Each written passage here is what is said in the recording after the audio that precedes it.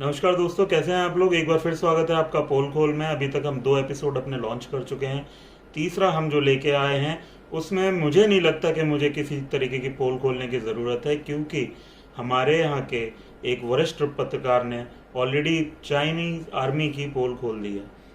अगर आपको लगता है कि क्या होगा, क्योंकि चाइना के पास सबका कहना यह है कि उनकी एयरफोर्स बड़ी स्ट्रांग है, तो मैं आपसे उम्मीद करता हूं कि आप इस वीडियो को देखिए, पूरा वीडियो देखिए, और आप समझ जाएंगे कि चाइना जो है वो बेसिकली सिर्फ और सिर्फ हवाबाजी कर रहा है। उसमें कोई ताकत नहीं है, वो एक्चुअल में कहीं नहीं टिकता भारतीय सेना के आगे। तो एक उम्मीद मैं भी आपसे करता हूं, क्योंकि हम कोशिश कर रहे हैं कि आपको जियो पॉलिटिक्स की ज़्यादा से ज़्यादा जानकारियाँ दे सकें, तो कृपया करके हमारे वीडियोस को देखिए, शेयर करिए और एटलीस्ट लाइक करिए, क्योंकि जितना ज़्यादा आप लोग हमें सपोर्ट करेंगे, अपनी एडवाइस देंगे, हम उतना ज़्यादा इम्प्रूवमेंट लाएंगे।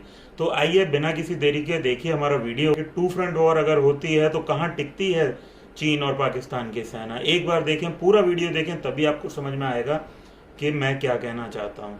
आइए वीडियो चालू करते हैं। उस लेवल पे है, मॉडर्न टेक्नोलॉजी के लेवल पर।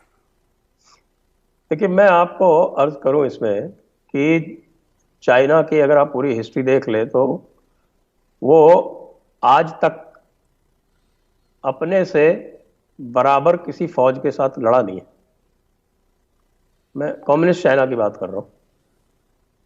और 1962 में भी उसको एक तरह से वॉकओवर दे दिया गया है। वॉकओवर इसलिए दे दिया गया क्योंकि उस वक्त की जो लीडरशिप थी उसने, आर्मी तो खैर इल प्रिपेयर्ड थी ही, 10 साल से उसका मॉडर्नाइजेशन नहीं किया गया, लेकिन इंडियन एयरफोर्स उस वक्त चाइना के मुकाबले में बहुत ज़्यादा स्ट्रांग थी। लेकिन इन्होंने इंडियन एयरफोर्स का उपयोग ही नहीं किया, उसको यूज़ ही नहीं किया। आप ये देखिए, उस वक्त चाइना की तो ये हालत थी कि तिब्बत में, पूरे तिब्बत में उनके पास सिर्फ एक एयरबेस था, लासा। उसके अलावा कोई दूसरी जगह नहीं थी जहां से वो कोई तैयारे उड़ा सकते थे। जबकि हिंदुस्तान के पास इनको घेरने के लिए कम से कम 10 बेस उस वक्त भी मौजूद थे। और इनके तैयारे जो हैं वो 4000 फीट की जो ऑल्टीट्यूड है, उसके ऊपर की जो ऊंचाई से जब उड़ते हैं तो बहुत तकलीफ होती है उसमें। ऑक्सीजन की कमी है वहां पे। तो ऑक्सीजन की कमी सिर्फ ह्यूमन बीइंग को नहीं होती, इंसान को ही नहीं होती। ऑक्सीजन की कमी एयरक्राफ्ट्स को, इंजन्स को, टैंक्स चलते हैं उनको, सभी को होती है। तो उनको उस हिसाब से तैयार करना पड़ता है। चाइना के पास कुछ नहीं था। अगर इन्होंने एयरफोर्स 1962 में यूज कर ली होती तो चाइना उसी वक्त मुंह की खाता। अब आज की बात कर लेते हैं जी। आज की बात अगर हम करें तो जब लोग चाइना के और इंडिया का कंपैरिजन करते हैं तो वो टोटल नंबर उसके हिसाब से कंपैरिजन करते हैं। कहते साहब उनके पास तो 3000 एयरक्राफ्ट है, इंडिया के पास तो कोई 1300-1400 ही है। अब जो 3000 की बात करते हैं तो 3000 में हर तरह का एयरक्राफ्ट शामिल है, जिसमें ट्रांसपोर्ट भी शामिल है, जिसमें आपके इलेक्ट्रॉनिक सर्वेलेंस और तरह तरह के जो होते हैं वो सब शामिल है। अपने अगर फाइटर बॉम्बर्स और इनके ये जो इनकी बात करें तो आप ये समझिए कि हिंदुस्तान का नंबर लगभग 600 है और चाइना का लगभग 1300 है। तो इसको देख के ऐसा लगता है कि साहब का चाइना तो बहुत सुपीरियर है इंडिया से डबल उसके पास फाइटर्स की स्ट्रेंथ है। लेकिन अब इसको आप एग्जामिन कीजिए, जो थिएटर है जहां पे लड़ाई होनी है उसके लिहाज से। लड़ाई कहाँ होनी है? लड़ाई होनी है लद्दाख, तिब्बत, शिंकियांग। ये एयर थिएटर है। इस एयर थिएटर में यदि लड़ाई होती है तो चाइना की क्या कैपेबिलिटीज है, इसको अब थोड़ा सा इवेल्युएट कर लेते हैं। आप ये देखिए कि इस पूरे थिएटर में चाइना के पास सिर्फ 7 एयरबेस हैं, जिनमें से तिब्बत में 4 हैं। उन 4 में से 3 छोटे छोटे एयरबेस हैं, सिर्फ एक लासा ऐसा एयरबेस है जो बड़ा है। और ये जो तिब्बत के जो चारों एयरबेस है, ये 4000 फीट से, तो 4000 मीटर के ऊपर की ऊंचाई के हैं, जहां पे जो भी एयरक्राफ्ट आएगा वो आधे फ्यूल और आधे वेपन लोड के हिसाब से चलेगा, उससे ज़्यादा नहीं चल सकता। फिर होतान, यारकन और काशगर, ये 3 बेसिस शिंकियांग के। ये मैं उनकी बात कर रहा हूँ जो लद्दाख के 700-800 किलोमीटर की रेंज में है। बल्कि वैसे तो आप देखें कि ये लासा और नींगची एक बिल्कुल नॉर्थ ईस्ट के जस्ट ऊपर, वहाँ पे आपके टूटिंग के ऊपर है, वो भी लगभग 2000 किलोमीटर पड़ जाता है लद्दाख से। लासा खुद भी 1500 किलोमीटर है। इसके मुकाबले आप जरा हिंदुस्तान के एयरबेस देख लें। मैं तो अभी गिना रहा था कल लोगों को, लोग हैरान रह गए कि 600 किलोमीटर की रेडियस में, लेह की 600 किलोमीटर की रेडियस में हिंदुस्तान के 15 एयरबेसेस हैं, जिसमें से एक हाई ऑल्टीट्यूड है लेह, 2 मीडियम ऑल्टीट्यूड है श्रीनगर और अवंतीपुरा। लेकिन वहां चूंकि खूब हरियाली है, वहां ऑक्सीजन की प्रॉब्लम नहीं, तो they can operate like a low elevation airfield.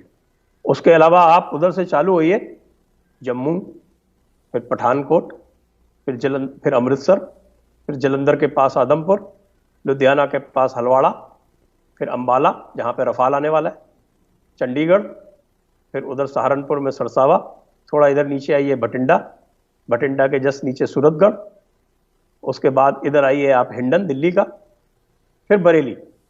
ये सारे के सारे जो है लेह के 600 किलोमीटर के रेडियस में 15 है ये, और इनके जस्ट आउटसाइड आगरा, ग्वालियर, लखनऊ 3 और है। और ये सारे बड़े बेसेस हैं।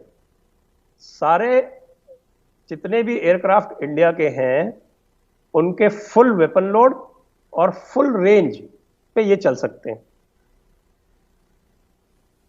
तो इस हिसाब से जब हम कैलकुलेट करने बैठते हैं कि भाई चाइना कितने थ्रो कर सकता है, तो वो नंबर ऑप्टिमम से जो ऑप्टिमम नंबर आता है चाइना का, वो है 162 aircrafts China can throw against India out of these bases. बाकी सारे बेसिस जो आउट ऑफ रेंज है, टैंकर रिफ्यूलिंग होगी, वो सब होगा, वो आएंगे, वो तो तब तक एवाक्स वगैरह उनको पकड़ लेंगे, वो कुछ नहीं कर पाएंगे।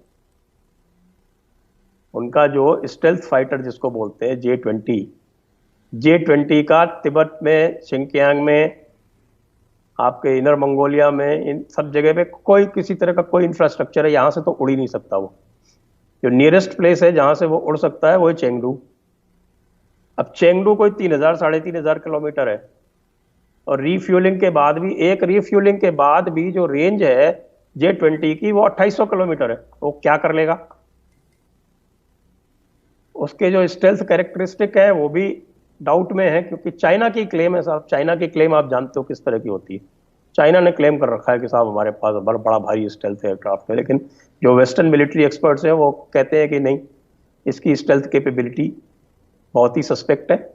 और even Rafale has better stealth capabilities. Rafale तो दुनिया का जाना माना प्लेन है, सब जानते हैं रफाल के बारे में, कोई वो चीज़ छुपाते तो है नहीं। They are transparent. ट्रांसपेरेंट होना उनके लिए इसलिए भी जरूरी है कि they are in competition. China की तरह वो क्लाइंट स्टेट्स को तो बेचते ही नहीं। उन्होंने एक वो थर्ड क्लास बेच दिया आपके, जो खुद ने इस्तेमाल नहीं किया, J-17। They found it was not good enough for their own use, तो उन्होंने पाकिस्तान को टिका दिया। अब पाकिस्तान उनका रिजेक्टेड माल J-17 यूज कर रहा है। खुद नहीं यूज करते J-17। चाइनीज एयरफोर्स खुद J-17 यूज नहीं करती, वो उन्होंने चाइना को पाकिस्तान को पाम ऑफ कर दिया। फिर आइए इनकी जो अब बाकी बचे, मैंने आपको J-20 बता दिया। J-20 वहां ऑपरेट ही नहीं कर सकता, it is out of picture. J-20 designed he eastern theatre या आपके यूएस के जो ताइवान, कोरिया, जापान, इस तरफ के लिए ही डिजाइंड है। वो तिब्बत थिएटर में वो ऑपरेट नहीं कर सकता। बाकी कौन से बचे? बाकी जो भी इनके एयरक्राफ्ट हैं, सुखोई 27 है, J-7 है, J-10 है, ये जितने भी एयरक्राफ्ट हैं वो इंडिया के सुखोई 30 MKI, मिराज 2000, अब रफाल भी आने वाला है, उनसे सबसे इंफीरियर है। और अभी तो वो MiG-21 ने F-16 को गिरा दिया, तो वो MiG-21 बाइसन जब अपग्रेड हुआ है तो उसकी कैपेबिलिटी भी बहुत एनहांस्ड है। तो और जो इन बेसिस पे जो इंडिया जो थ्रो कर सकता है number of aircraft, that is more than 250। और इनके जो 150 हैं, उनकी एक्चुअल जो निकाली जाए तो वो 80-90 से ज्यादा नहीं बैठती, क्योंकि वो हाफ वेपन लोड है, हाफ रेंज है। तो मेरा तो इनफैक्ट मैं I am just writing an article, अभी आपके ये खत्म होगा उसके बाद मैं उसको पूरा करके भी पोस्ट करूंगा। I am saying that the Chinese air force, the PLA-AF is a sitting duck in Tibet and Ladakh against the Indian Air Force। और ये जो नाटक करते हैं ना कि साहब हम स्कार्दू यूज कर लेंगे, क्या स्कार्दू यूज कर लोगे भाई? स्कार्दू खुद हाई एल्टीट्यूड एयरपोर्ट है और लिमिटेड वहां पे बेसिंग फैसिलिटी है। तो दिखाने के लिए एक टैंकर उतार दिया, भाई टैंकर उतार के तुम क्या कर लोगे वहां पे? स्कार्दू को यूज अगर तुमको यूज करना है तो तुमको इधर आना पड़ेगा नीचे, सियालकोट और आपके रावलपिंडी और इन सब एरिया के, आपको सरगोदा, ये एयर बेसेस यूज करोगे तब काम चल सकता है। अब इन एयर बेसेस पे आपके अमेरिकन एयरक्राफ्ट तैनात हैं। अमेरिकन पाकिस्तानी एयरक्राफ्ट को इजाजत देंगे क्या कि साहब उनके जो एवैक्स और उनके साथ में जो बीटअप हो रखा है F-16 तो उड़ने ही नहीं देंगे, वो डिसेबल कर देंगे 1 मिनट में। तो ये जो 2 फ्रंट वॉर की बात है, ये सब एक बड़ी ही एक मैं कहूँ कि इमेजिनरी बातें हैं, इनसे कुछ नहीं होना। चाइनीज एयरफोर्स जो है वो इंडियन एयरफोर्स के मुकाबले बहुत हल्की पड़ रही है, not because of anything else but because of the geography. Geography वहाँ की इस तरह की है, इंफ्रास्ट्रक्चर आप बना नहीं सकते क्योंकि वहाँ का लोकल जो है वो आपको उसको आप लेते नहीं। हान चाइनीज को आप लाते हैं वहाँ से, हान चाइनीज वहाँ रुकना नहीं चाहता क्योंकि the conditions are so difficult, so severe कि कोई भी उनको रोटेट करने पड़ते हैं लोग। इवन मेंटेनेंस और सपोर्ट स्टाफ जो है वो बाहर से लाना पड़ता है 5000 किलोमीटर से, और उनको रोटेट करना पड़ता है। India has no such limitations, उनके तो सारे के सारे एयरबेसेस प्लेन्स में है। दोस्तों आपने वीडियो देखा, वीडियो देखने के बाद आप समझ गए होंगे चाइना और भारत के बीच के डिफरेंस को। हमारे पास भले ही नंबर ऑफ इन्वेंट्री कम है लेकिन हमारी मारक क्षमता ज़्यादा है। हम एक बार में 250 से ज़्यादा प्लेन्स को टेक ऑफ करा सकते हैं, वो भी फुल्ली लोडेड, जिसमें हर तरीके का असला बारूद है। चाइना को इस चीज़ की सबसे बड़ी किल्लत है।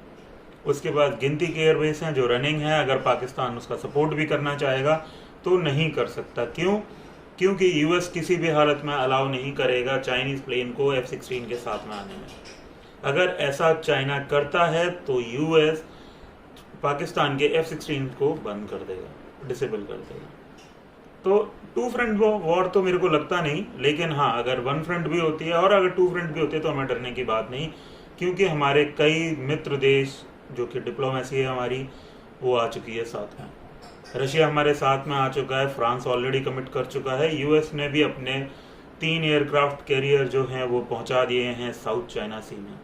दोस्तों मैं उम्मीद यही करता हूं कि आगे आने वाले टाइम में हम बहुत कुछ देखेंगे, बहुत कुछ बदल चुका होगा, बहुत सारे नए फ्रंट ओपन हो रहे होंगे। अगर आपने आज ही की एक न्यूज़ देखी होगी जहाँ पे चाइना ने रशिया के एक इलाके को डिस्प्यूटेड टेरिटरी बताया है।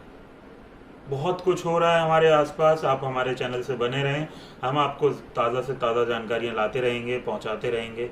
हम कोशिश यही करते हैं हमारा विश्लेषण सरल हो, आसान हो, जो आपको समझ में आए और एक्चुअल में क्या हो रहा है। तो हमारे चैनल को लाइक करें, शेयर करें, सब्सक्राइब करें, और उम्मीद करता हूँ कि प्लीज़ इसे एक तरीके की रिक्वेस्ट समझिए, क्योंकि जितना ज़्यादा आप हमें सपोर्ट करेंगे उतना ज़्यादा हम अपने चीज़ों को इम्प्रोवाइज कर सकेंगे, हम चीज़ों को बढ़ा पाएंगे। क्योंकि आपके सपोर्ट के बिना ये सारी जो मुहिम है जो हम चलाना चाहते हैं, हम एक प्रोपेगेंडा जो हमारे आसपास बनता है जिससे कहीं ना कहीं हमारे देश के लिए भी हानिकारक है, हम उसे रोकना चाहते हैं। जय हिंद, जय भारत, नमस्कार।